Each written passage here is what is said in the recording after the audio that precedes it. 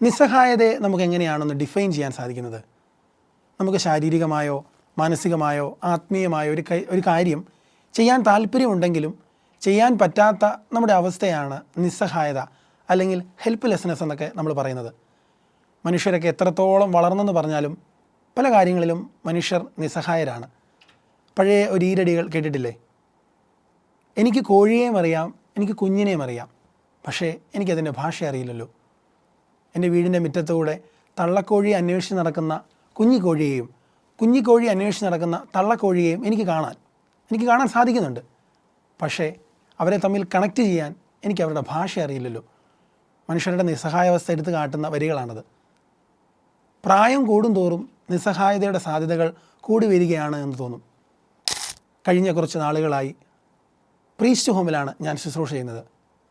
കൂടെ താമസിക്കുന്ന പ്രായമുള്ള വൈദികരിൽ അവരുടെ 60കളിലും 70കളിലും 80കളിലും 90കളിലുമൊക്കെ പല കാര്യങ്ങളിലും അവരുടെ നിസ്സഹായത കൺമുൻപിൽ കാണാൻ സാധിച്ചിട്ടുണ്ട്. കുറച്ച് നാൾ മുമ്പ് ഒരു വൈദികൻ എന്നോട് പങ്കുവെക്കുകയുണ്ടായി. അച്ഛൻ അതിരാവിലെ വന്ന് നേരത്തെ പള്ളിയിൽ വന്ന് പ്രാർത്ഥിക്കാനും ദേവാലയത്തിൽ സമയം ചെലവഴിക്കാനുമൊക്കെ ആഗ്രഹമുണ്ട്. പക്ഷേ അച്ഛൻ കഴിക്കുന്ന മരുന്നുകളും അച്ഛൻ്റെ ശാരീരിക അവസ്ഥകളൊന്നും അച്ഛനെ അതിന് അനുവദിക്കുന്നില്ല. ആ കാര്യത്തിൽ അച്ഛൻ നിസ്സഹായനാണ്.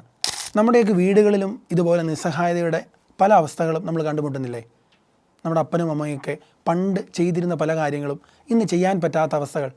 അമ്മ ഒന്ന് ഈ അടപ്പൊന്ന് തുറന്നു തരാമോ എന്ന് നമ്മളോട് ചോദിക്കുമ്പോൾ, അല്ലെങ്കിൽ അപ്പൻ ഈ ബക്കറ്റ് ഒന്ന് എടുത്ത് പൊക്കി തരാമോ, അല്ലെങ്കിൽ എൻ്റെ ഫോണിലെ സെറ്റിങ്സൊക്കെ ഒന്ന് മാറ്റി തരാമോ എന്നൊക്കെ ചോദിക്കുമ്പോൾ, ഇതൊക്കെ ചെയ്യാൻ പറ്റുന്ന നമുക്ക് ഇവരോട് എന്ത് മനോഭാവമാണ് പുലർത്താൻ സാധിക്കുന്നത്? എപ്പോഴും നമുക്ക് മനസ്സിൽ കരുതാം, ഒരു നാൾ വരും. ഇന്ന് നമ്മൾ സന്തോഷത്തോടെ ആഹ്ലാദത്തോടെ ചെയ്യുന്ന പല കാര്യങ്ങളും ഒരു കാലത്ത് നമുക്ക് ചെയ്യാൻ പറ്റാത്ത ഒരു കാലം വരും. അതുകൊണ്ട് നിസ്സഹായതയോടെ നമ്മുടെ മുൻപിൽ സഹായം ചോദിക്കുന്നവരുടെ മുൻപിൽ നമുക്ക് ഈ മനോഭാവം പുലർത്താം. ഒരു നാൾ എനിക്കും വരും.